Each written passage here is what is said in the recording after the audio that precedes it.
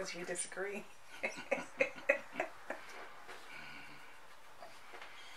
All right. Ready? Yeah. 3, 2, 1.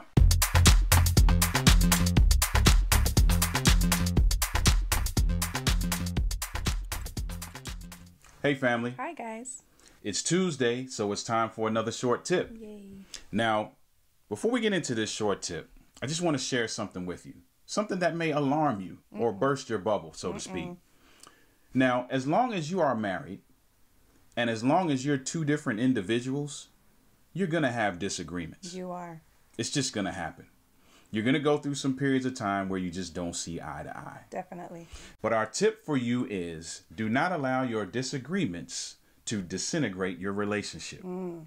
Now, let me say that again. Do not allow your disagreements to disintegrate your relationship. Yeah, don't. All right. So we're going to give you 3 ways to do that. There are a ton of ways to do that, but we're going to give you 3 because this is a short tip.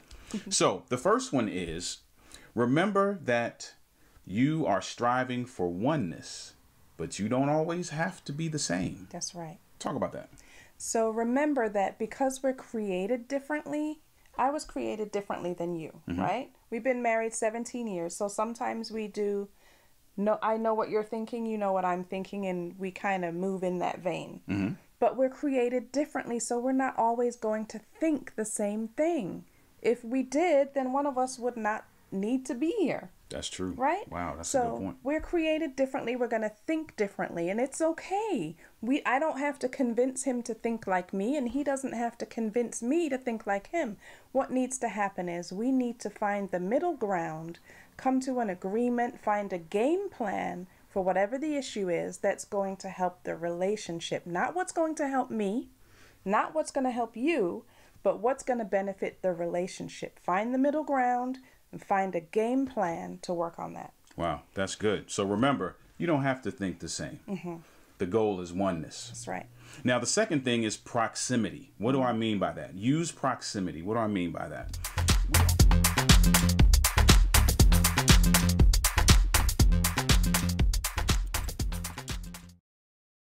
Hey, family. Hi, guys. It's Tuesday, so it's time for another short tip. This week's short tip is that your pages can be different. Your pages can be different. Can be different. What are you talking about? So I remember when we were in premarital counseling with the late, great Dr. Anthony Kelly, he would say to us, one of the many things that he told us was that sometimes we'd be on different pages as far as our worship time and our study time. He said sometimes it would seem as though you were worshiping and studying a bit more than me, and sometimes it would seem as though I was worshiping and studying a little bit more than you. Obviously, we study a lot together, but sometimes it just wouldn't seem as though we were on the same page. And he said that that was fine. And I noticed that that does happen a lot with us, but it's fine as long as you're in the same book. We're all striving towards the same goal, right? Right. So as long as we're on the same book, we may not necessarily always be on the same page. True. And not just with worship and spiritual things, but with anything. Right. It's okay that your pages are different. Really, you want to make sure that you are striving to move in the same direction. You might not be in the same place at the same time, Right. but if the common goal, which hopefully you've had a discussion about, you've had a conversation about, if the common goal has been established, it doesn't matter if I'm here and you're here, Right. or you're here and I'm here, Right. but we're moving in the same direction. So whether it be spiritual things, whether it be finances, whether it be the kids, whether it be exercising, whether it be whatever it is, your pages don't have to be the same. Your pages can be different. Right. And make sure that you're not making each other feel bad Right. if your pages are different. Right. If I'm here and you're there, you can't make me feel like, oh, you're not where I am, so pick up the pace and whatever it is. Absolutely. We're going in the same direction. Right. We have a common goal. If anything, try to reach back. If you feel like, hey, we want to close the gap in our pages, reach back lovingly, give support. Just do what you need to do to get yourselves progressing. But you don't have to be on the same page. Right. Right? Right. So that's our tip for you this week. Your pages can be different. That's all we have for you today. God bless. God bless. May your struggles keep you near the cross. May your troubles show that you need God. May your battles in the way they should. May your bad days prove that God is good.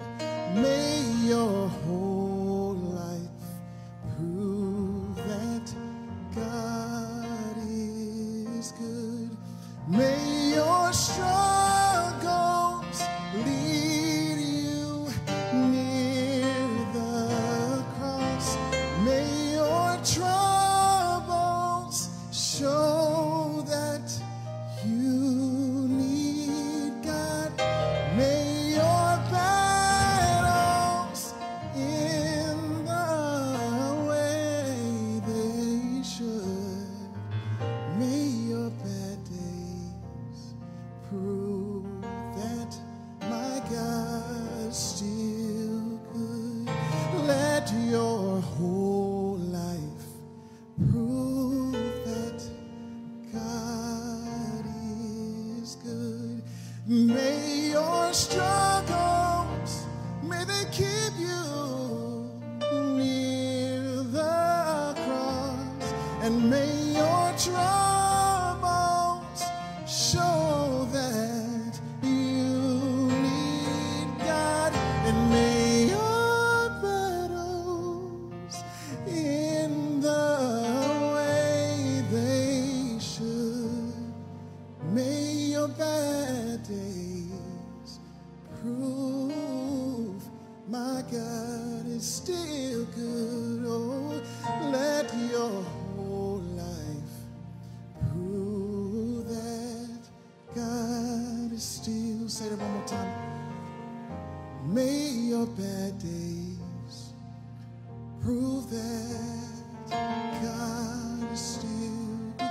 Let your whole life, let your whole life prove. I can't hear you. Come on, sing. God is, may your bad days prove that God is still good. Let your whole life be a testimony of his goodness, yeah. One more time, may your bad days prove my God is good. Lord, you're good. May your struggles keep you near the cross. May your troubles show that you need God. May your battles in the way they should. May your bad days prove that God is. Let your whole life